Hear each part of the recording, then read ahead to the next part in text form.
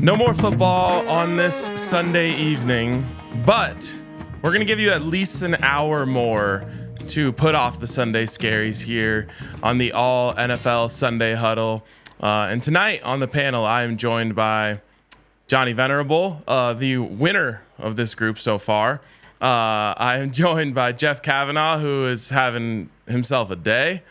And I'm joined by Bull Wolf, who doesn't know what his team has done in this week yet. And filling in for your normal host, Adam Hogue, I am RK. Gentlemen, well, let's go one by one here. I'll start with Johnny. Johnny, how are you feeling today? Doing great. I'm having a fabulous day. The Cardinals beat the Rams at home for the first time in 10 years. It's not hyperbole. They have not beaten the Rams at home in a decade. And they've only beaten Sean McVay twice entering today. So Jonathan Gannon, I'm happy for him. And it was a complete performance. Excited to talk about it. Jeff, how are you doing? Also a complete performance. Yeah, really excited about everything that the Cowboys did today. They were like 500 straight home wins until the last two times they've taken the field at AT&T Stadium, where Green Bay made them look like they shouldn't be an NFL team. And then today, again, looked like the Cowboys should probably be relegated. But I don't know where to send them. So, yeah, I'm vibing. You kidding me? What a great day. Bo, how are you doing? I'm good. I think a lesser man might say, oh man, midnight East Coast. I'm doing this show for a game, a team that didn't play, and I got a Monday night game tomorrow night. But I look at this as like practice makes perfect. I got the post game show tomorrow night. I'm going to be up late anyway. Might as well get the reps in. Don't pretend like today wasn't awesome for you. Yeah. Today was awesome for you. You had a great time. Yeah, I got to hang out and watch football all day long with the kids. It was great. People, and this is like just an us thing, but people don't realize how nice it is when your team doesn't have a Sunday game and you just get to watch all of the games and not have any stress or worry about what's going on in your city. It's just like, I'm just going to be a football fan today and have a couple beers on the couch and soak this up.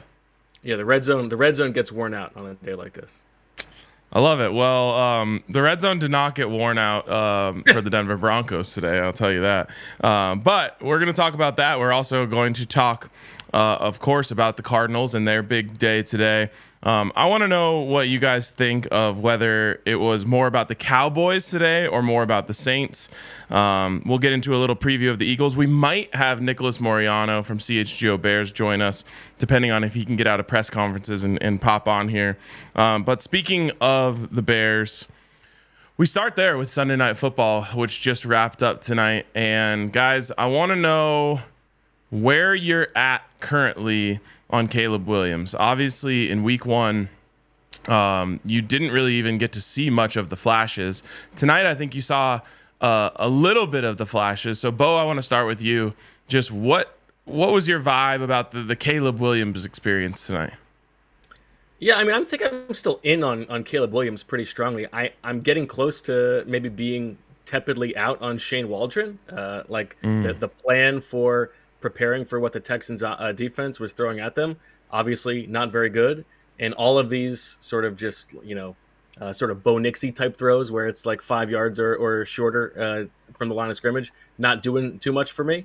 So, I think you do have to say that this Texans defense could be one of the best in the league. So this is not necessarily the biggest red flag of a performance. I think some of those, the interceptions that he throws, the extemporaneous plays, those are things that you would expect that he gets better with over time. And there's a long history of quarterbacks who throw a bunch of interceptions in their rookie season, getting better over time, Peyton Manning being one of them. So I'm still pretty in on Caleb Williams, but I do, for me, the clock is sort of ticking on whether the Bears are going to have to make a change in who they're going to trust to make Caleb Williams the quarterback that he can be.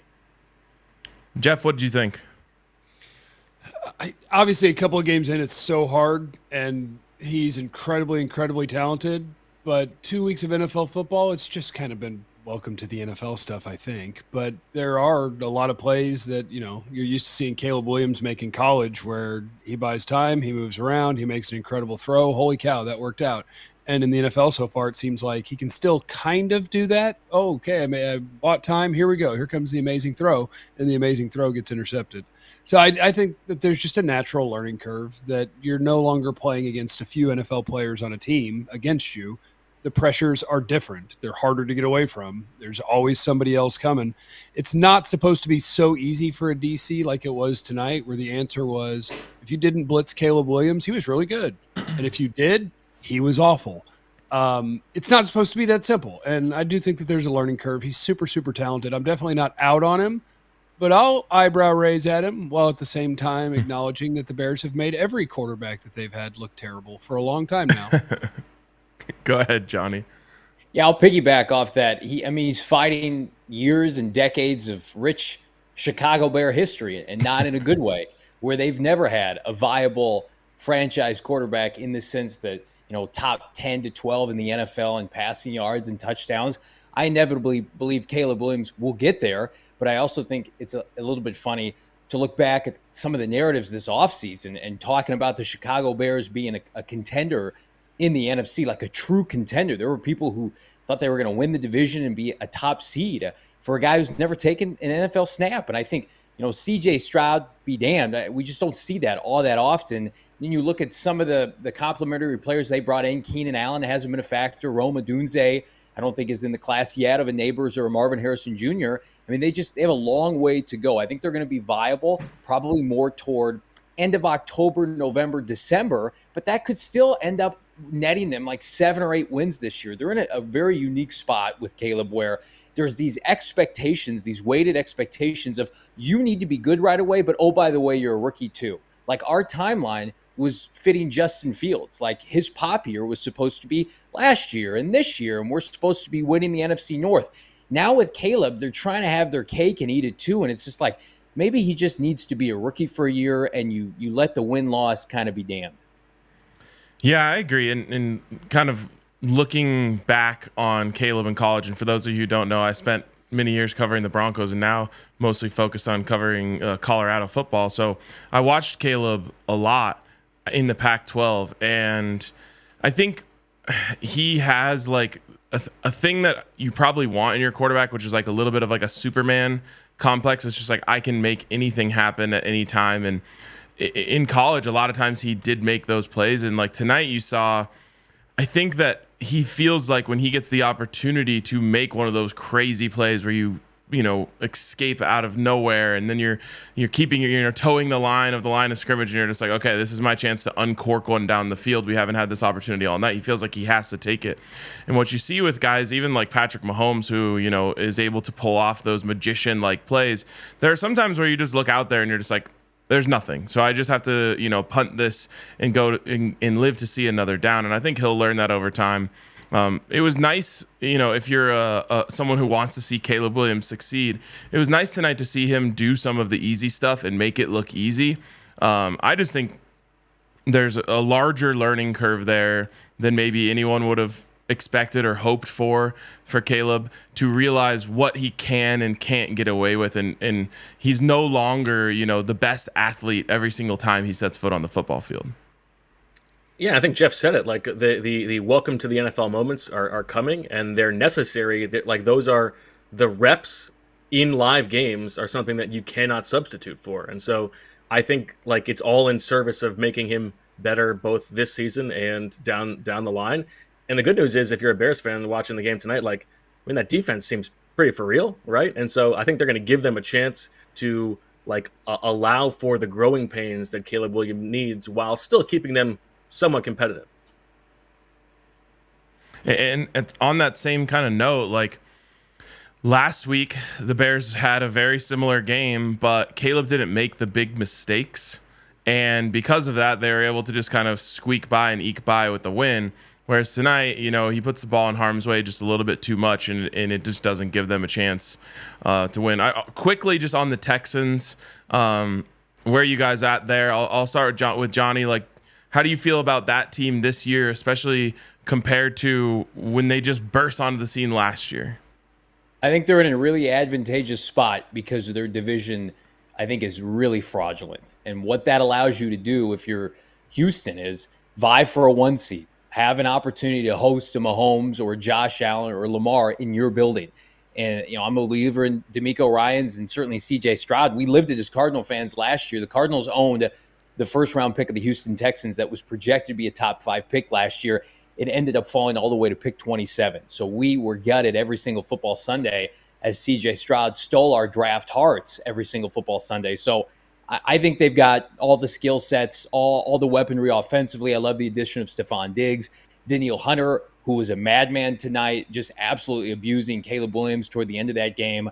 I think they have a AFC contending roster. Like, I'm not going to sit here and tell you guys that I think anybody's beating Kansas City and their culture. But, like, I could definitely see a scenario in which, like, they win 14 games playing the Tennessees and the Jacksonvilles and the Indies of the world and have an opportunity to put themselves in a really nice position come January. So, yeah, I'm buying them long-term. CJ's a special player. It's going to go down as an all-time draft, bungle, to say the least, for Carolina. Like, that's something you don't get over as a franchise for decades, passing on him. Jeff? I did love Bryce Young's quote after the game, though, and I don't mean to blaspheme. I assure you it's accidental. But when somebody asks you about your confidence and you say, I have confidence in the Lord, it sounds like you might not have too much in yourself or your team at this moment. But that's okay. And he shouldn't, in his team or himself, probably. I think a couple of things about the Texans. It depends if you're a believer in style pointing wins. Because if I were going to style point wins, I don't think the win over Indianapolis was impressive, and I don't think that their win today was impressive. And today was probably even less so. You just had so many times where you get the ball and you could put this game away over and over and over, and they didn't. But at the same time, given the division, you're 2-0. I think the world gets a little bit tougher because you mentioned how last year went. Last year, depending on how you want to rank teams before the season starts, most people would have predicted that was going to be a 4 or 5 win team that was going to be really, really bad again. And you got to sneak up on people and be really, really fun. You don't get to be fun anymore. Now you're supposed to dominate that division. You're supposed to win double-digit games. And we'll see. Over the course of the next 4 or 5, the next 5 weeks, they'll get Jags and Bills and Packers in there. And we'll get to see them against some tougher teams, and you're not sneaking up on anybody this year. So, I really like their team. I think that they're doing all in the right way with a rookie quarterback and the things they added this offseason. I think it's a really, really good team. If it's possible to say I'm not impressed by a 2-0 team, trust me, I'd love my team to be 2-0 and not be impressed. But I'm not impressed with their 2-0 start, and we'll see. Yeah, I think I've been a little bit more impressed by the Texans because I think what they have is what the best teams have is that they can win a lot of different ways, and they haven't won either of these first 2 games with an explosive offense that we know that they can have. I mean, Nico Collins, I think, arguably now a top 10 wide receiver. CJ Stroud, arguably a top 5 quarterback. That's kind of why I've been a little bit disappointed in the Bobby Slowick experience through the first 2 weeks. You talked about it, like. They had so many chances to ice this game away. I didn't love the play calling, and maybe I'm being too hard on the coordinators on both sides of this matchup. But I think what you guys talked about, like the schedule is easy enough for them that they should be, the expectation for them should be to compete for the number 1 seed in the AFC. I think they need to see, let's let CJ Stroud cook a little bit more because that defense, I think, is really good. Yeah, I think I'm honestly as high as like anyone could possibly be on CJ Stroud. I'm constantly kind of blown away by just how comfortable he looks and how calm he is in pressure situations, and his arm and his ability to scramble and keep his eyes downfield, and just he kind of checks every single box for me as an NFL quarterback. From an offensive standpoint, I kind of wonder if they're still adjusting to how many different weapons and guys who need the ball in their hands. Like last year, kind of felt like it was, CJ, just out there like throwing the ball around with his friends. And this year it's like there's more egos involved and more people involved, and you want to be a little more balanced with Joe Mixon. And I think that they're nowhere near where they'll probably be by the end of the season. So I'm giving them a little bit of break for the lack of style points early in the season. But I think when push comes to shove and they start to figure out their chemistry and their flow, it's really going to pop for them. Quickly, Plus, they're just like punching guys and getting away with it. Yeah, there you go. That was crazy. Why didn't they go to to a review there? Can't they do that? Go see who threw punches and whatnot? Not if they don't throw a flag. It's a stupid rule. They will review it and punish him now, but in the game, there's nothing. I bet he gets suspended for the next game because he didn't get thrown out of that game. Don't you think? Probably. But I mean, sometimes people deserve to get punched, and I don't know if that one really called for it, but I just wanted to get that take out there. Do you think sometimes it needs to happen? Do you think that's like a legitimate case that he can make to the NFL office? It's just like, hey, look, man, the guy desered it. Like, I can prove it with X, Y, and Z. I got punishment enough by punching a face mask. Like, that should be like, I'm the dumb guy. Yeah, it's not a good idea. It's not. You know how many tiny bones are in your hand? There's so many tiny bones. Don't risk your little tiny bones by punching people, especially when they're wearing armor. I thought VHS Queen had a great comment and question there in the chat, just about this being its own thing. It is its own thing. So you can, if you find yourself being a fan of this show and the rotating panel that we have here, you can become a subscriber at the All NFL podcast on YouTube. We just wanted to push it out to everyone to see and give everyone a chance to decide if they like it. So, if you're watching this on one of the other channels and you say, hey, this is pretty good, or this would be really good if Adam Hogue was the host instead of RK, you're going to get that. You're going to get, don't worry. You can go to the All NFL podcast on YouTube and join and get this every weekend. But we wanted to give you guys all a little sneak peek of it. All right. Winners first. I feel like that's the way that this should go here on this show. So, Johnny, your team was incredibly impressive today. The floor is yours to expound upon that. Yeah, I'm not prepared at all. I have no notes with my abomination of a background, by the way. But no, in all seriousness, like, this team's won 8 games in 2 years. I told you guys off air they hadn't beaten Sean McVay in a decade, and they came out today and had the best performance of the Jonathan Gannon era, certainly, and something that was sorely due for this fan base. Like, this beating that they had continually taken by the LA Rams, it was comical. It's not a rivalry, and yet, no Aaron Donald makes a huge difference, and I think we saw that today. But this is a statement game for Jonathan Gannon, Kyler Murray, and Marvin Harrison Jr., kind of absolutely asserting themselves into this 2024 landscape in the NFC. Because I think you look around the conference and there's some teams that are 2-0, but there's a lot of parity right now. Some teams like Dallas and San Francisco and Detroit that were true contenders last year, I still think they're going to be viable, but maybe they've taken a step back, talent-wise, coordinator-wise, for whatever reason. Can the Arizona Cardinals make up that difference? And I think we saw that today. Like I said this on our post-game show, I firmly believe this. Like, the Arizona Cardinals, if they go 0-2 to this Rams team without Puka Nacua, with Cooper Kupp hobbling around, no Tyler Higbee, Stafford's missing a couple offensive linemen, no Aaron Donald. Like, if you're not going to beat them now, when are you going to beat them? And on the flip side, like, is the LA Rams season over? They play San Francisco next week. They're out of players. Like, I think effectively the Arizona Cardinals may or may not have just announced that the LA Rams are just not going to be viable this year. And I, for one, am 100% okay with that. But I mean, it starts and ends RK with the play of Kyler Murray. He's second in the NFL in QBR right now. We've seen this before. Like, the people who are skeptics of K1, I get it, but I only come at it from, like, can he play 17 games? Because when he plays 17 games, the Cardinals get at least 2-to-1 touchdown interception ratio production. They are viable. They are in the playoff mix. They are en route to making the postseason most of the time. And so, like, you saw that on display. He's fully healthy for the first time really since his ACL. He had a complete offseason. He was able to come in and attack this offseason with his new playmakers like Marvin, with a guy like Trey McBride, Michael Wilson, Greg Dortch. And the Cardinals are reaping the benefit of that. They absolutely could have gone the route of, we're going to take a Drake May, or we're going to lose out for Jaden Daniels or Caleb Williams. But Jonathan Gannon, Monty Ossenford said, no, we're just going to build this roster up around K1, whose contract, I think that's like 10th or 11th in the NFL right now, looks pretty good. So you saw Kyler Murray outplay Matthew Stafford today. And then finally, the Cardinals said, enough of this screwing around. We're sorry. We need a mulligan from last week. We didn't know what we were doing. They fed Marvin Harrison Jr. early and often, and they absolutely made the LA Rams pay. Marvin Harrison Jr. undressed Tre'Davious White up and down the field for a quarter and a half. Point with this team where, like, do they have deficiencies defensively? Absolutely, right? Can Kyler Murray get banged up as the season progresses? 100%.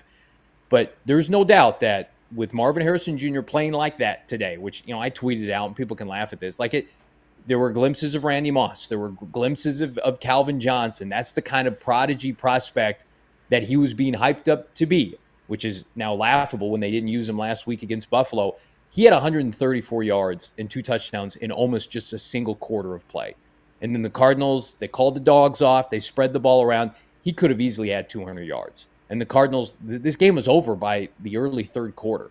So he's put himself in a position now to be very viable. I don't know how many games this team can win. If they play like that, I mean, they have the makings of a top 10 offense. There's no doubt about it. The defense played over their skis today. They had a lot of momentum because of the offense. That was great. Gannon's defense needed that. They are just they're talent starved at a couple positions that will bite them over the course of 17 games. But it was a fun one in Glendale, and I'm happy for Gannon to get this done. I got a couple little nuggets. I got a couple little Cardinals nuggets for you from our friends at True Media. Quickly, Marvin Harrison Jr.'s game today by the advanced analytics. Yards per route run, 4th best game for a rookie receiver in the past 5 seasons.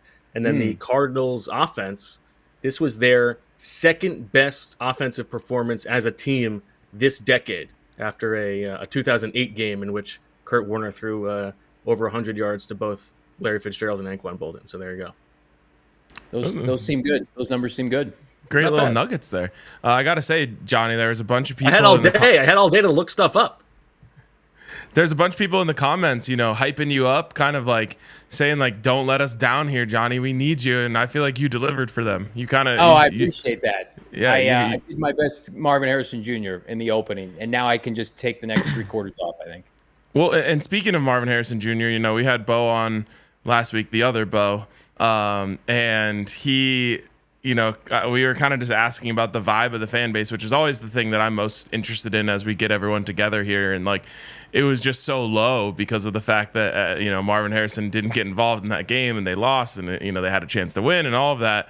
And I just can't imagine how opposite the feelings are today. So take us inside Arizona. What's the feeling like today? The only negative was that the game was over in the third quarter, and so I had to remind people, hey, we're not going to go live until this game's over. Can everybody just sit tight? And so that was a lot of fun, continually tweeting out the link hey, guys, stick with us over this Clayton Tune fourth quarter throwaway possession. But no, I mean, it was night and day. I mean, it's funny because, the Cardinals, they pack the stadium, especially when they win, especially in the home opener. Perfect team to do it against. The Ram fans do not travel. So that's, capacity crowd, sold out, 99.9% are Cardinal fans. And then on top of it, RK, you cannot, I don't know if you guys have been following this, you can't buy a Marvin Harrison Jr. jersey yet. He is being sued by Fanatics. He and his dad, for whatever reason, they have a riff with Fanatics. Marvin signed something in college. They're trying to fight over money, and it's just not a good look right now. And so, everybody wants to pick up merch with MHA, you just can't find it. We do have our shameless plug, phnxlocker.com, at the number 18 collection, and there was a ton of number 18 collections on display at State Farm Stadium today. So we're fired up about that. But I mean, I think you go from what was that blown lead in Buffalo? Are the Cardinals real? We're sick of moral victories. You were beating Buffalo 17-3. Finish the job because we know you're not going to beat McVay next week. Fast forward to now is yeah, there's an expectation, and this is kind of what I push back on my co-host Bo Brock every day on our show. The Cardinals have the makings of a playoff-level offense, and their defense, for whatever reason, just wasn't addressed in free agency. So are people going to be happy if this team goes 8-9 and misses the postseason? No, they're not going to be happy. They're going to be disappointed, especially when you have a player like Kyler Murray in the peak of his playing powers and in his prime looking like this. So I think the fan base, we're going to get a whole lot of Kool-Aid drinking this week, and it's going to be If they beat Detroit, then they've got Washington coming into town, and they have an opportunity to put themselves in a position. The NFC West certainly looks down. I just mentioned, I think the Rams are dead. I think they're dead and buried. I don't think they're going to be viable for the rest of the year. So certainly not buying the fraudulent Seahawks beating Jacoby Brissett and Bo Nix. No offense, RK. So the Cardinals, I mean, they're a fun team. Can they get some stops along the way? That's the question. Yeah, when I said the other Bo, I was talking about Bo Nix. Yeah, I think between the three of us, Bo Nix might be the third best quarterback. Wow. We don't have time for this right now, but I'll handle you later. Okay, really quick, Jeff, do you have any takes on that on the Cardinals today or the Rams? I only have one Cardinal take, and that is Allen Eagles stand up. Kyler Murray and I, the two most notable Allen High School alums on planet Earth. Hell yes. I crawled so he could walk, or whatever the saying is. That's he's Allen, Texas. That's what we do. We just win. There you go. We're high maintenance. Love to him. Yeah, we're high maintenance. We're hard to deal with. Our family is way too involved in all of our stuff, but we ball sometimes. Well, I have Nick Kroll and Barbara Bush. What? Barbara Bush didn't go to Allen High School? No, at my high school. Those are my competitors. Oh, okay. Yeah, Kyler took me down. I didn't like it. I thought I was going to be the best. Kyler's a little more popular. I've got Tom Chambers. He's most famous for that like really sick dunk. Where he like launched off another guy. Yeah, he went to my high school. And Jessica Biel, short stint at Fairview High School. Nice. Yeah, we definitely paid Tom Kyler. Chambers. Yeah, you've led wrong. You know, it's kind of one of those like not an alumni thing. You know, did she get her degree right? Like she transferred. You know, you gotta finish school to get the true credit. You said it's the Allen Eagles. Yeah, we're the Allen Eagles. Yeah. Someone on Twitter today was trying to call me an ego maniac, but they called me an eagle maniac. So we got between you and Bo here, we got two eagle maniacs. Okay. Yeah, I think that should be merch. I think Eagle Maniacs. Eagle Maniacs. All right, we're moving on to you, Jeff. Why? Because it's entertaining, and while I said winners go first, you definitely got to keep the Cowboys early. Those are just the rules. And because they're the Cowboys, they always give us something, and they certainly did something today. So my question to you, and I honestly want to hear everyone's answer, and I will just kind of give you the floor to expound after this, but was today's game more about the Saints or more about the Cowboys? God, it's such a good question because we all know the answer's both. But if I have to pick one of those, I'll say it was more about the Saints. Hey, do you know if I hit a button on my Roadcaster, will it play for everybody? No reason not to try. All right. Now this is a hot dog bun. I think it's a hot dog too. Did it work? That worked, yeah. It worked, yeah. Okay, cool. Yeah, I love Jerry and Steven talking about hot dogs and buns. I'll say it was more about the Saints, short form, to expound later. Go expound now. Okay. I think pretty much every NFL team is doing a disservice to themselves if whoever's calling their plays didn't shake Kyle Shanahan's hand at some point. Now, part of this is about the Cowboys because I talked about all week, like, if the Cowboys lose this game, here's how. It's because the Saints score 14 points in 2 plays or 21 points in 3 plays because Derek Carr is not afraid to go down the field. He is looking for Rashid Shaheed on 3rd down, not Chris Olave. They will throw bombs, and you've got to be able to tackle. And, like, they're big play guys. If you can't limit the big plays, you're going to get yourself hurt. And that's what they did. There were so many gigantic plays that it was wild how you didn't seem to have any sort of answer or plan for things that I literally the night before the game went on to NFL Pro, I think it's called, and just sorted their week 1 game against Carolina, the Saints. Because all I wanted to know was I want to see all their 3rd down plays. What did they do on 3rd down? Like when they got to have it, what did they do? And just having watched those plays, I could have told you the plays that they were going to score on and get their first downs on. And it's wild to me how easy that was for them for a team that we thought was going to have a good defense. So that was an F- for Mike Zimmer. It was an F- for everyone that plays defense for the Cowboys. And when everyone who has anything to do with the defense gets an F-, you have to get an A+ on offense to have a chance. So when you have a C on offense, well, you get smacked. And that's what happened. But I do think a lot of it is about the Saints. The Saints with Clint Kubiak running that offense kind of look like the 49ers. There's so much eye candy. There's just so great play design. And they'll line up the same personnel packages in such different ways and give you different looks. I think I will take the Saints way more seriously than I did before this game. So it's more about the Saints, but Cowboys, you're not off the hook. F-, F-, F-. Well, and I guess while we're still rocking with you here, we have to get the vibe check. What's the vibes like in Cowboys world today? Vibes are great. Are you kidding me? The vibes are the exact same as they always are. That's the thing, because this fan base is all sickos. Half of them think that we're going to go to the Super Bowl every year, and half of them are waiting for this game. So, half of the city is happy because the thing that they thought would happen happened. The thing that they were waiting for to happen happened. So they're Cowboy fans that hate the Cowboys. And so now this is their I told you so moment. They're having a great time. And then the we're going 17-0 going to win the Super Bowl crowd is very, very sad and angry. Sad and angry. So the vibes are what they always are. Some people are great. Some people are sad. It's just a matter of which half is which. We're great. We're having a great time. Hey, on that defensive performance, I know it's hard to tell off TV copy, but are you thinking like this wouldn't have happened under Dan Quinn? Like this is all on Mike Zimmer, or you think this is just the Saints, like this new offense, they're catching the whole league by surprise? I think there's part of it could be that they're going to catch the league by surprise, but I also think that Dan Quinn would have got smashed by that offense because Dan Quinn's favorite thing to fail against is anything resembling a Shanahan offense. Like the Dan Quinn defenses were awful against him. That was part of the fun part about Mike Zimmer when he first got hired, is going and looking at all the guys from the Shanahan tree, and it was like, holy crap, Mike Zimmer knows how to defend these guys. But that's what we thought.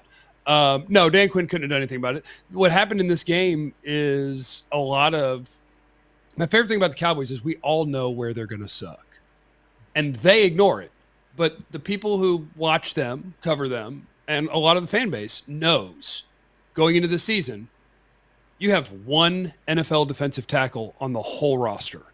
Your running backs are butt. With all due respect, I think Rico's got a little something, but you don't have an NFL running back room. You have one NFL defensive tackle. You have no depth at tight end, and you just assumed that your wide receiver depth would be, oh no, we had some guys in camp, and it's gonna show up.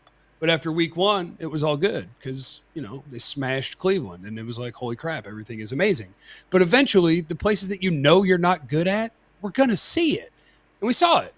Their defensive tackles, they have one guy that should be in the NFL in the entire position group. And yeah, that's going to get you at some point. What about all the people on my Twitter timeline that said, wait until Dalvin Cook's active next week? That's not going to fix everything?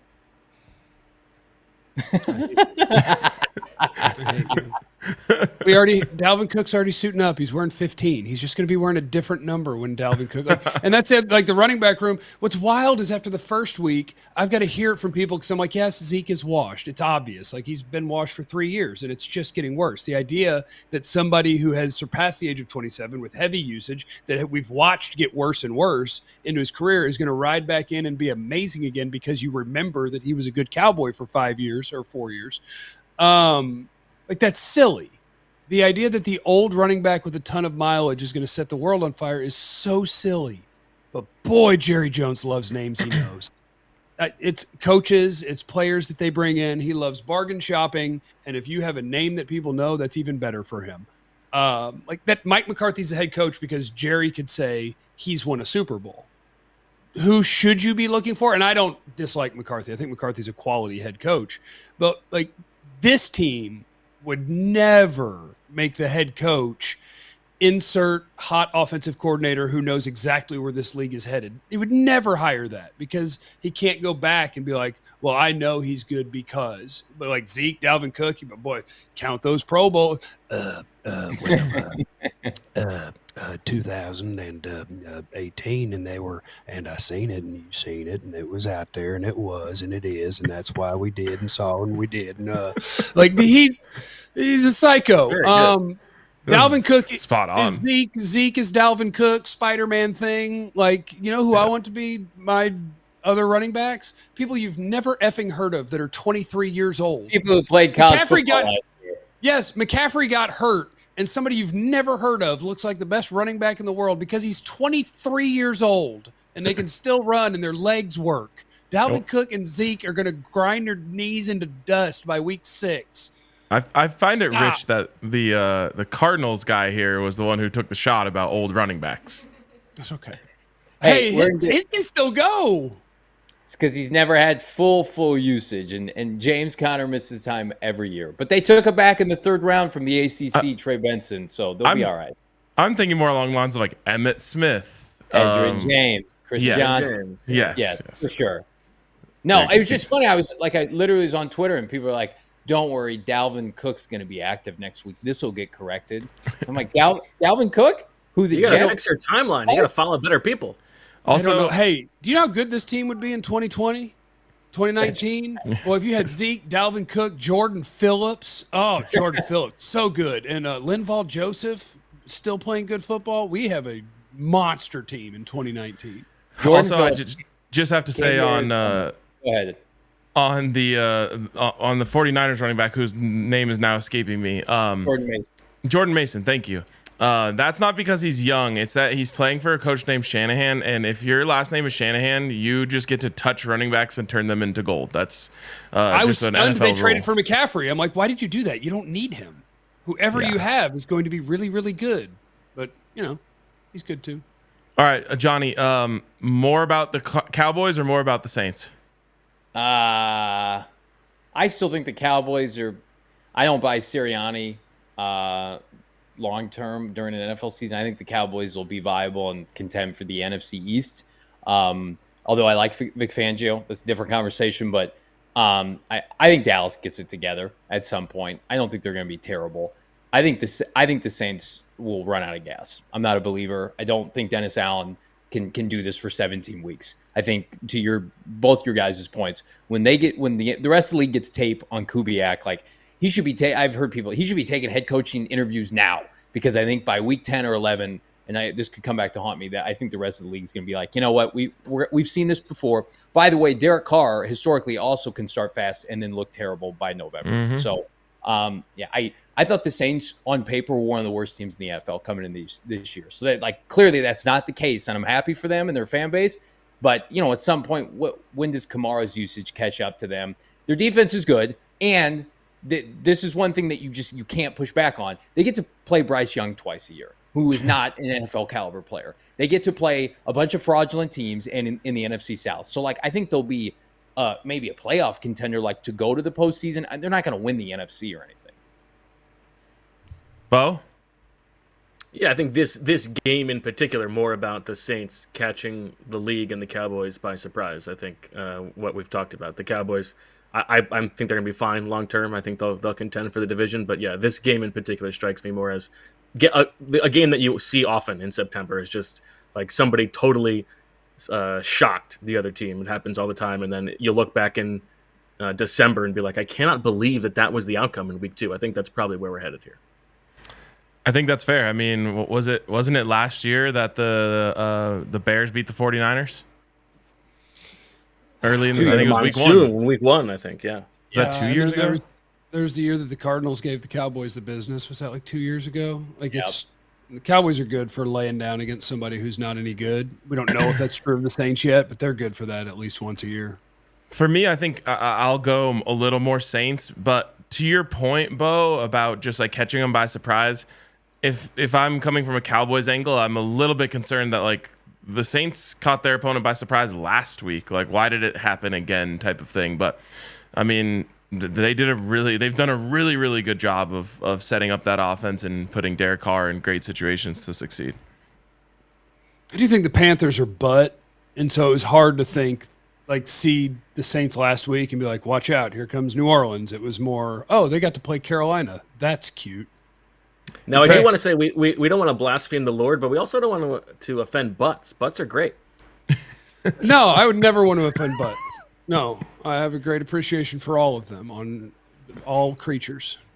Carolina's got an opportunity not only have like back-to-back first overall picks, but I think there's a chance we could be sitting here in November. They don't have a win yet. I think they could be one of the worst teams in modern football, period. They traded away a bunch of defenders that they had that were viable. They lost Derek Brown. Like at some point, I think Andy Dalton backs him up. At some point, if you're talking about just avoiding history, you have to sit Bryce Young. I think they're the worst team in modern NFL history, in my opinion. Well, we respect the Lord, we respect butts, and I personally respect all people named Bo, especially if it's B-O. I reserve the right to take that back if you guys mention someone who's canceled that has that name.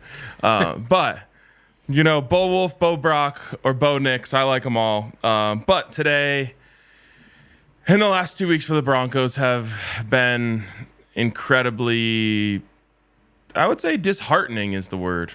And I talked about this a little bit last week, but it got so much worse today. And it's like Broncos fans were prepared for this season, I think, to not be good. Everyone was like, okay, we're finally doing the rebuild thing. We are going and getting a young quarterback. We're kind of getting off of some of the older players and trying to start fresh and bring in a youth movement. And so there was like an acceptance 3-4 months ago that the Broncos are going to take a little bit of time. And then something terrible happened, which was that Bo Nix looked really good in the preseason and gave people a whole lot of hope. And so there was like a general excitement about just, okay, we have this guy, he looks good. We're seeing him make some NFL plays in the preseason. We're seeing him do some stuff. And what's unfortunate for Bo Nix is that this isn't really about him, but the fans are in such a bad place after seeing 8 years of bad and boring football that when they went out there today and were as bad and as boring as they've ever been, to the point where, as far as I'm concerned, Sean Payton kicked a field goal in the fourth quarter just to make sure they didn't get shut out at home. It's like full meltdown mode over here. And I think there is still some people being realistic about, the fact that this is kind of the beginning of the story, not the middle or end. It's still just, you can be bad, you can be boring, but when you combine being bad and boring, it does terrible things to a fan base. And the Broncos have now been that way literally every year since they won the Super Bowl in 2015, and there's very, very, very little patience in this town right now. You do know there's only one answer for boring football. You got to trade for Jameis. You got to get some Jameis Winston out there. That's entertaining football no matter what. 3 touchdowns, 3 picks every week. RK, I was going to throw some zingers your way. That just made me sad. I'm sad for you. That's tough, man. And if you really want to get like really depressing and nihilistic about it, it's like, if they're this bad, Sean Payton's not going to stick around forever. He doesn't have to be around for this. And then he's wasted this first round pick on a quarterback. You got to start this cycle all over again. You play it forward. Depressing. Nothing matters, and then we die. Yeah, I totally just you guys were getting your shots in earlier, but I'm a big fan of the movie 8 Mile, so I just 8 miled you guys. I'm like, you can't say anything about me that I haven't already said. Here, I'll be positive for a second. I do think they looked better at the end of last year, and they were much more viable at the end of last year when trying to prop up a decrepit Russell Wilson. I think eventually Bo Nix is going to look competent to maybe even good on some NFL Sundays. I don't have a lot of confidence in Vance Joseph, although he's looked good. I'll give him credit through 2 games. I picked them, RK, to beat the Seattle Seahawks week 1, and with average quarterback play, they probably do. But you can't sit Bo Nix. He's 24 years old. He's played a ton of college football. I think once the game maybe slows down for him a little bit and hits some of these easy completions, everything just looks really hard for him right now. He's got some mobility. Like, I still think even in the AFC West with the Broncos schedule, there are going to be some Sundays where he looks good enough where you're going to be able to build a case where, yep, we're going to continue to build around him. We're going to go all in this offseason. We've got a bunch of disposable money. Russell Wilson's contract mostly is off the books. So it's not an overnight thing. And to your point, didn't they go like undefeated in the preseason and he looked fantastic? So people were just like, this is going to carry over fine. Look at our easy schedule to begin the year. And obviously that's not been the case. Yeah, that's what they said about Kenny Pickett last summer too. Yeah, it's Who's going to be Shedeur Sanders or Quinn Ewers? Who are you guys picking after? I've made a promise to myself in Broncos country that I won't.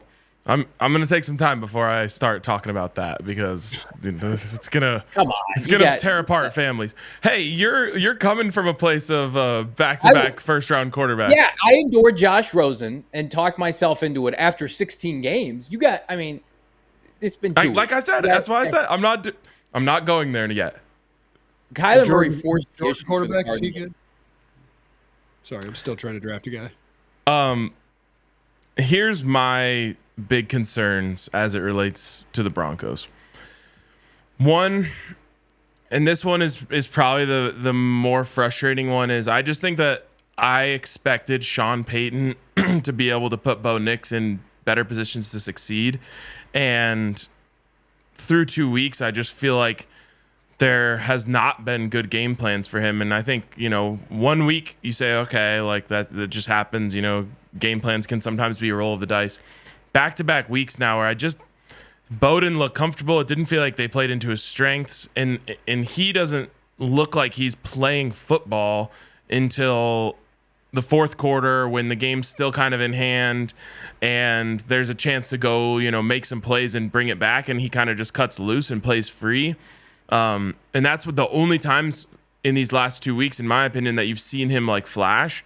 But the other 6.5 quarters that we've seen so far, he looks like he's playing really tight and thinking a bunch. And there's like a clip today of him in the huddle rattling off one of Sean Payton's 35-word play calls, and like the whole offense is like, what? And he has to redo it, and then they have to call a timeout because they didn't get the play in right. And it's just like if you were building yourself a belief and a hope in this era of Denver Broncos football, it was like, okay, well, Sean Payton is going to be able to make Bo Nix like his guy and do everything to make him really comfortable. And I haven't seen that at all. And then the other thing that I think is concerning for me, and I'm not like pulling the plug or anything, is just that I've yet to see the things that we thought and knew Bo Nix was really good at, and we knew he was deficient in some other areas, and you're hoping that he can get better in those. But I haven't seen the things that we thought he was really good at shine, which is like accuracy and processor and making the easy plays easy and even running the ball. None of that stuff has shined to me in more than maybe like a one play in a series. So I'm high on the concern meter until I can see just like 4 or 5 straight plays of him looking competent. Yeah, I mean, he deserves a little bit of benefit of the doubt, of grace when we're giving it to Caleb Williams. It's only been 2 games. Totally. But at the same time, I'm kind of with you. Like a guy whose superpower, if there is one, is like short-term accuracy. Like that works in college if you have better athletes and you're getting the ball in their hands. Like that's where your advantage is, get them the ball. It's obviously not like that in the NFL. And so like if there is not the marriage with Sean Payton scheming him up, and like if you're not a Drew Brees level accurate passer, then I think it's like he doesn't have any other major superpowers, right? And so it's kind of like where is this going to come from? Where is the upside? For sure. And, Cavante is in the comments saying, RK, it's been 2 weeks, but relax. Like, I think I'm honestly as relaxed as I can be. I'm relaxed. like I'm relaxed. You know, like I all we can do is give it time, and I think seeing Caleb Williams have some of the struggles that he's had is like a little bit relieving. None of the rookie quarterbacks have really done anything impressive so far, and so you do have to give them time. But like I said, at the same time, I'm trying. You know, I've been hurt enough now to avoid just having blind faith. So I like I said, I'm trying to just look for a couple things here and there that I'm like, okay, we can hang our hat on that, and that hasn't popped out consistently enough for me yet. So I'm fully in wait and see mode, not pulling any plugs, not freaking out. I think I'm relaxed, but we got to see some stuff soon. This is the guy Sean Payton is gonna ride or die with in Denver. Like, I don't envision you guys. We joke about the Broncos taking a quarterback again next year. Like, that's not gonna happen. Like, the Denver Broncos are gonna stick with Bo Nix and Sean Payton as long as they're together and winning or not winning games in Denver. Like, if at any point they moved off of Sean Payton, they'd be moving off of Bo Nix and vice versa. I think it would be they're married to each other, for lack of a better term, especially with how old Sean Payton is now and how long he's been in the NFL. Like, you have to see this through. And it was always going to be a tough sell when you're in a division with Mahomes and Justin Herbert. But I do think, there is not the splash plays that you see with like an Anthony Richardson, but I think you could sell people on the efficiency eventually is going to come with mastering the offense. Like, I think a good comp for him, maybe not as athletic as somebody like Alex Smith, who really needed to take time, build a roster up, and build his confidence with experience and, winning football. I think you can do that with Bo Nix. But again, like, you're going to need to do that over the course of his entirety of his rookie wage scale contract. So you can bulk up your offensive line, your skill players, this defense, get him a competent pass rush. Like, to look at him as a finished product or somebody that has to set the world on fire. Part of this is, and I know Bronco fans don't want to hear this, like, do you need to wait out some of this like historic run that's happening right now with these AFC quarterbacks like Lamar and Josh Allen and Patrick Mahomes? I just mentioned Herbert. Like, is Bo Nix out doing any of those guys until his roster is built up? I just think that you're playing the long game here, for better or worse.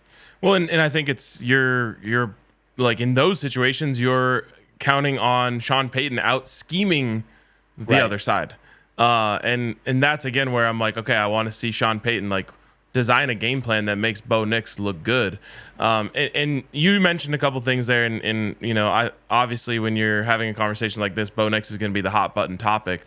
But bigger problem than anything that we've mentioned so far is just the Broncos, especially on offense, lack of overall talent.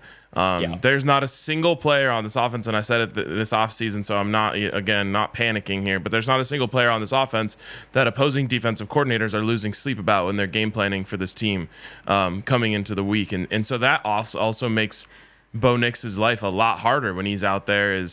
There's no like safety blanket great player that's just like, okay, this guy's gonna get us some chunks of yardage throughout the game.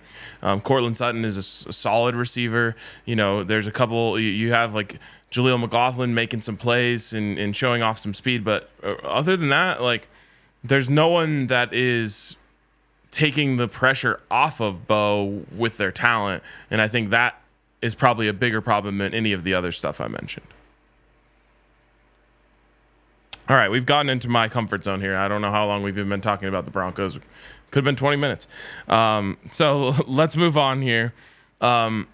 We are hoping that we get Nick Moriano for a little Bears update from the stadium, from CHGO. We'll see if we get him. I know he's busy.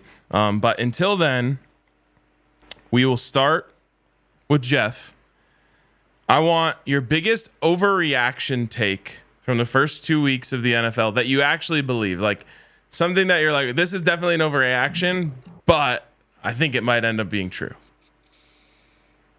Okay, that I actually believe.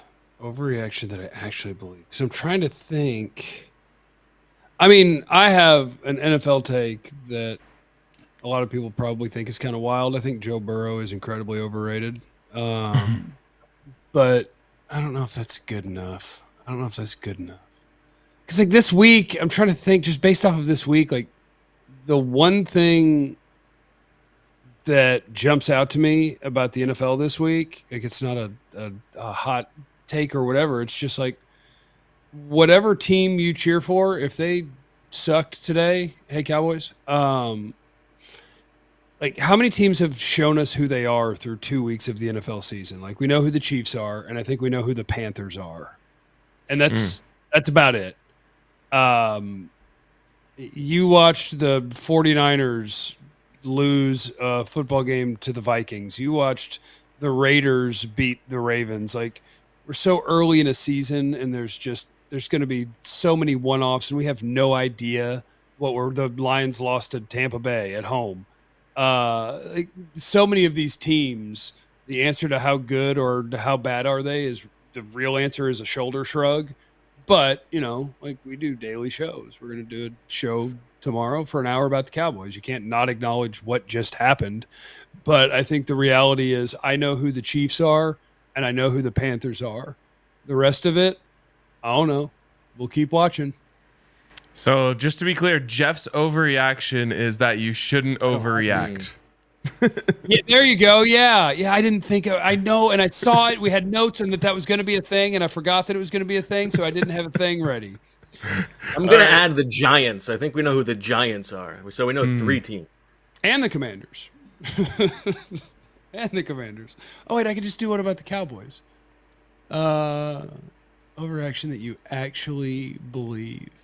Jerry Jones is a goofball that doesn't know what he's doing.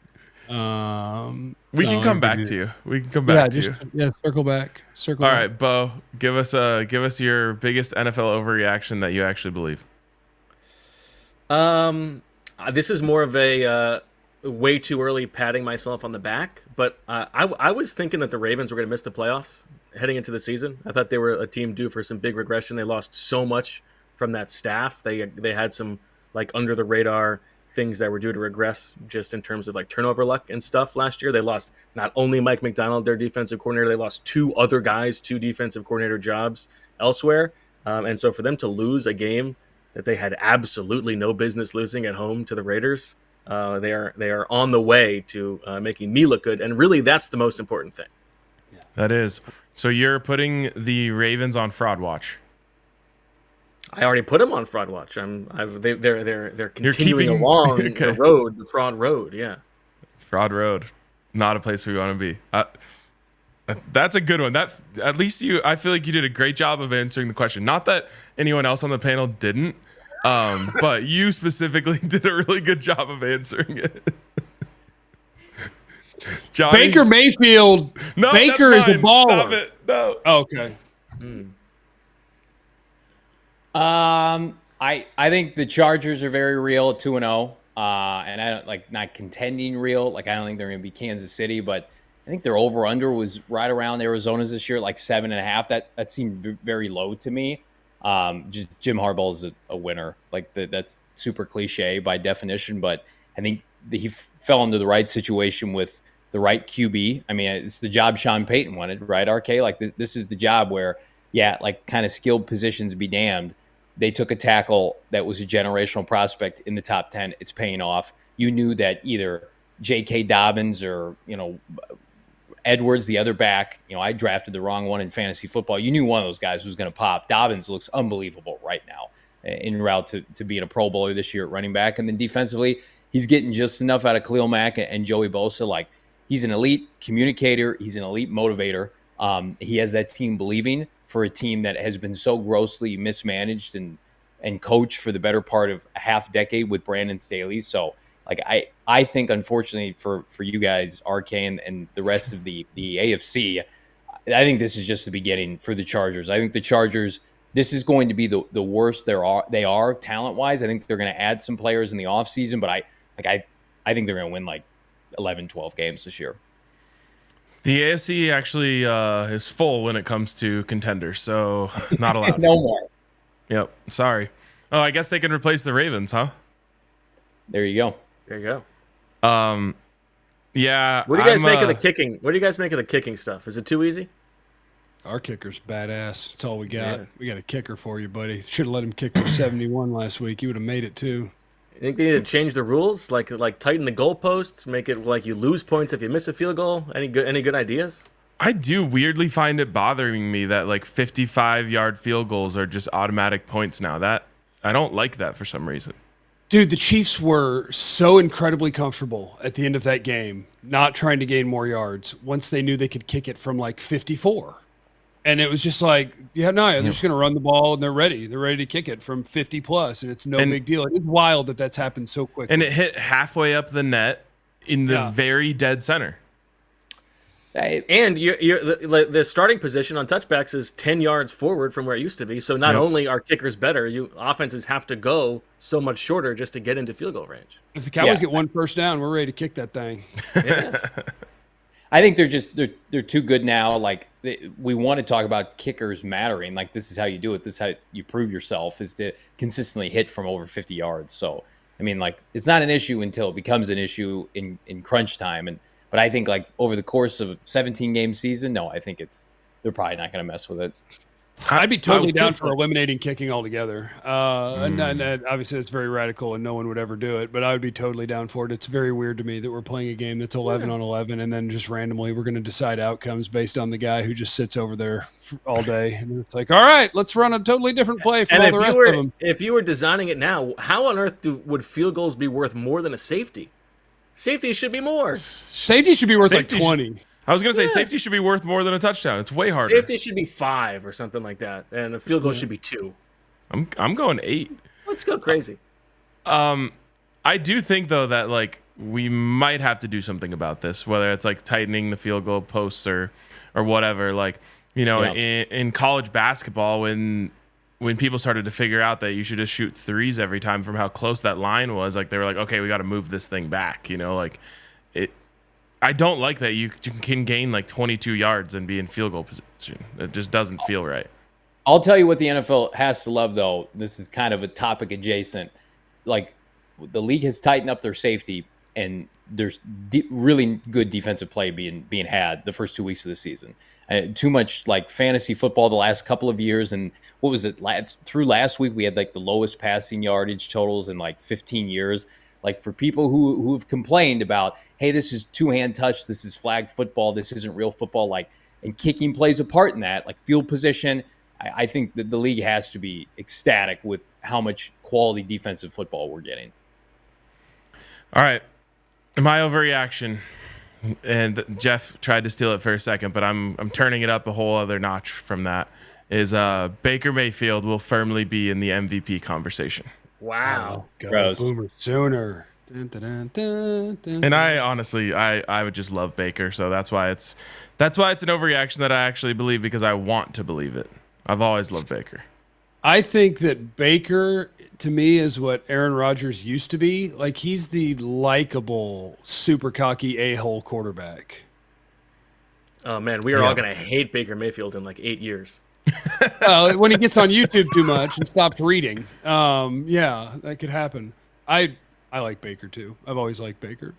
He's just a cocky little butthead, but everybody that he played with or for would go to war for him.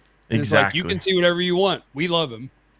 I love that type of like attitude and moxie from a quarterback. That just fires me up every time.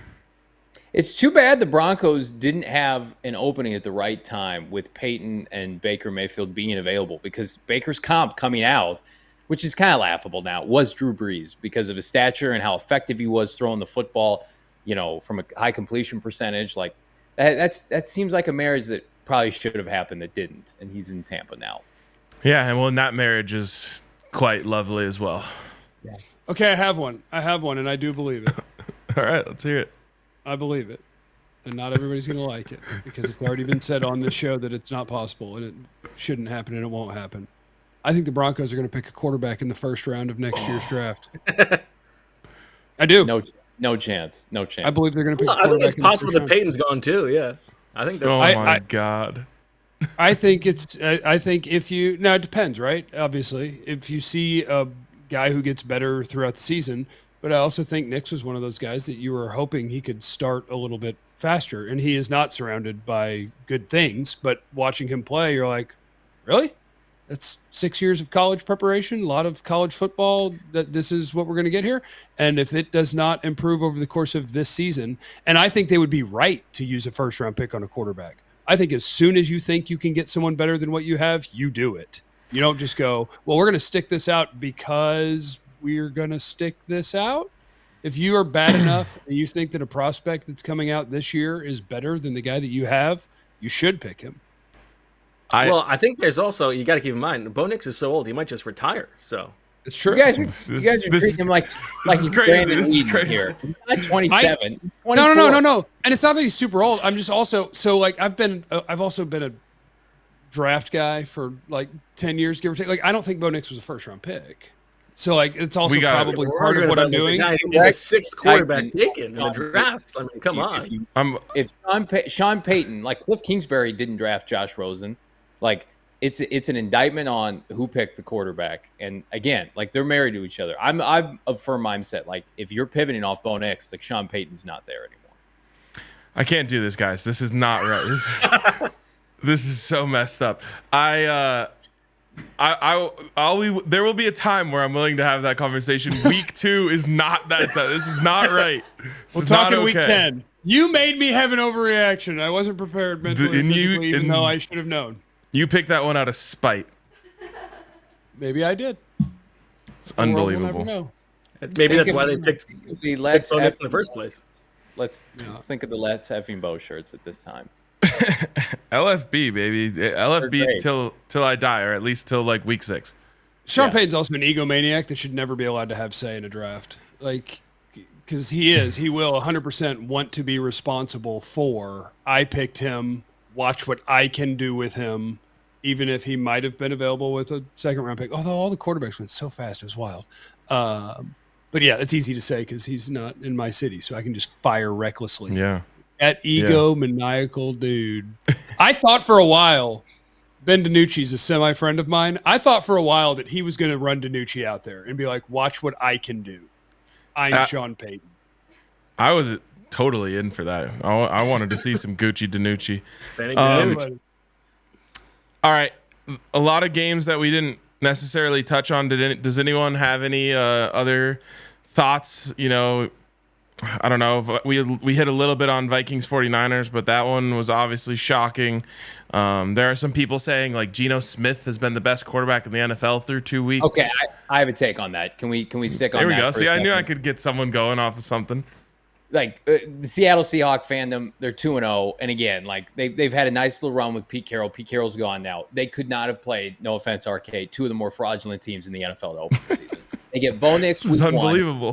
1, and they have to beat Jacoby Brissett in overtime, and people are crowning the Seattle Seahawks. They got outplayed for most of the game today by Hunter Henry and Jacoby Brissett. Like Geno Smith is fine. They're probably like a 7-10 team. Like, look at their schedule. We have to grade on a curve here. They have not played good teams. You could argue they played 2 of the worst teams in the NFL that a lot of people think are going to have top 5 to 7 picks. So, Geno Smith, MVP, Mike McDonald, Coach of the Year, stop. They are unequivocally the most overrated 2-0 team this year. Like, when they have to play everybody else in the NFC West without Pete Carroll, it's not going to be pretty. Can I at least just say that we were also just talking about the Chargers and they beat the Raiders and the Panthers? But I've seen Harbaugh do it before, and he has Herbert. Yeah, Bo. I'm done with Geno Smith being relevant. Get that off. Get that out of here. It's over. You lost Pete Carroll. You ran Pete Carroll out of town, and everybody's like, "Oh, we made this fantastic new hire, the guy that coordinated the Ravens defense, and we shut down Bo Nix and Jacoby Brissett, and let's have a parade." I'm over that. Play real. Can we talk about how Jim Harbaugh won because he cheated? Oh, yes. And then he left the school to eat that punishment and pretend that he had nothing to do with it. And the guy who replaced him, cried, defending him, I will go to bat for this man. He's my hero. What a champion of young men. And then they stop cheating and they get their asses kicked all the time. Yeah, that's we should talk about that. We should also talk about the fact that the Chargers are always just going to be the Chargers, and the other shoe is just hovering right now. I'm not wishing any ill upon anyone, but something is going to happen. They're going to charge her. They're going to charge her. Exactly. The Chargers will charge her eventually. So I wish the Broncos won today so that I had the energy that Johnny has to go after one of our in division rivals, but I don't have anything today. But I know the Chargers will eventually charge her. I feel. Can we talk about how the best thing? So many times. Can we talk about how the best thing that receivers can do in the world is just be honest, even if you're not quite totally being honest? Like Malik Neighbors last week when they were like, "Hey, tell us about Daniel Jones," and he didn't say it, but he kind of said, "Well, he sucks. I did my job and got open, and he can't throw." And then suddenly this week he gets fed and has a bunch of catches and yards. Same thing happened last year with the Cowboys. CeeDee Lamb threw a B fit after like week 4 and was like, "You guys don't throw me the ball, and that's stupid." And they're like, "Fine, we will." And then they were awesome. Receivers should always cry, and then they get the ball bunch, and then teams do better. So if you're good at receiving, talk crap to your coach or quarterback. The ironic thing with Neighbors, he's going to be the last man standing there. Like his quarterback, head coach, and GM are all going to be fired, and he'll still be there. So he can stand on that. 100%. Yeah. Maybe by the end of the season. Oh, yeah. Bo, you didn't get one here. Is there any last things that you wanted to hit on? Any players you want to dunk on? Coaches you want to embarrass? I have a very small take. Did you guys see the one-handed interception by Cam Taylor-Britt in that Chiefs Bengals game? I mean, sick play. Play. But then they're saying this is just like the Odell catch. I mean, the Odell catch was so much more difficult. He grabs the ball like behind his head and goes and gets it. It was, I mean, let's not make comparison the thief of joy. Let's just enjoy that incredible play that he made. Let's not go crazy. All right, I have one more. Where does it rank though? As the best? Like, I think we've come to an agreement that the Odell catch is the best catch of all time. So is that the best interception of all time? Is that where the comparison comes in? Well, why can't we just enjoy the catch? Why does it have to be the best of all time? What a play by Cam Taylor-Britt. Who's better, MJ or LeBron? Like we need comparisons in this world. LeBron, obviously. Can we also just acknowledge that every catch made like 2010 and after is way less impressive than before, and the technology of the gloves is effing incredible. And the defense, the fact that guys but also if like I don't know, Marvin Mims was playing in 1960, he'd be the greatest receiver of all time. That's my favorite take. People hate when I have that one, but I love that take. He would have dieted and exercised differently, though, so he would have been the 60 version of him, and he would have still been not very good. My person that I always used for that was Emmanuel Sanders. So if he played in the 60s, he would be considered the best football player of all time. I mean, anybody on a practice squad right now would be the best receiver of all time. Yeah, a lot of people really hate that. Babe Ruth playing against plumbers and technicians and mechanics, and he's the best baseball player of all time. Have you guys seen the movie Idiocracy? Oh, yeah. It's so good. Yeah, the water needs electrolytes, or you need the plants need electrolytes. It's what they crave.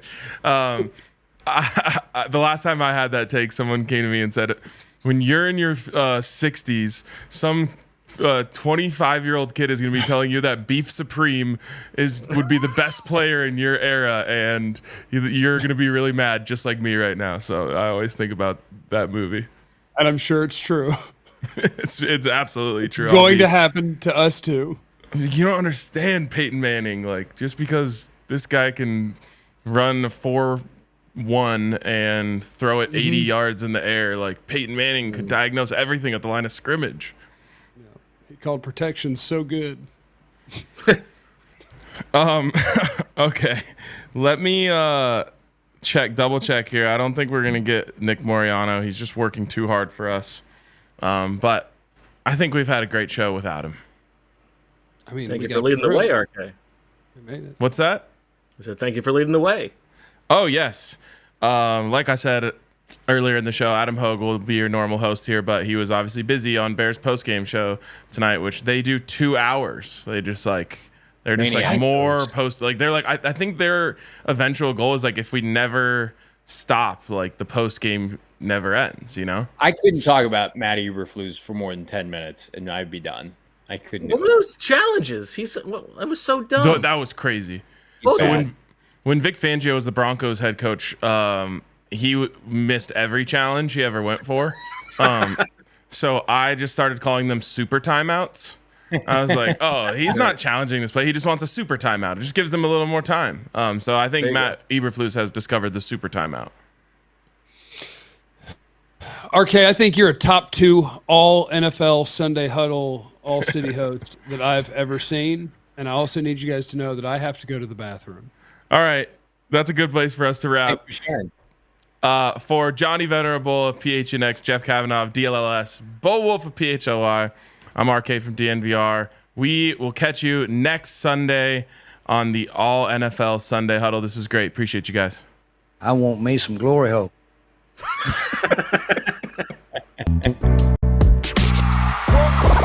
all silly like the mayor.